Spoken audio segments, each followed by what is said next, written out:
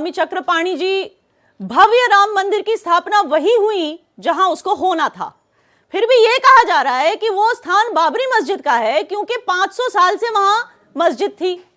तो भारत के प्राचीन इतिहास का सबूत अब भारत ओआईसी देशों को दे। देखिए, एक कहावत है कि सावन के अंधे को हमेशा हरा ही दिखाई देता है। वही हालात कुछ कट्टरपंथियों की है।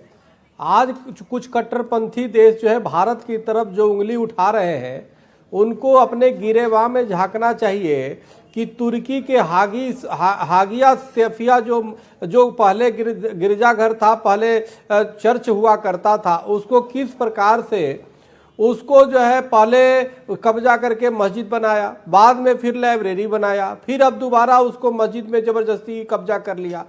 सवाल इस बात का है, इस तरह की चीज़ें जो इस्लामिक कंट्री खुद जो वहाँ पे मंदिर नहीं बनने देती, दूसरे धर्मावलंबी को बर्दाश्त नहीं करती, वो भारत में हस्तक्षेप करने का दुस्साहस जो कर रही है, उसका परिणाम यही कि हमें देखो युद्धों में कभी नहीं हारे, हम डरते छलछंदों से, हर बार पराजय पाई अपने घर के जयचंदों से।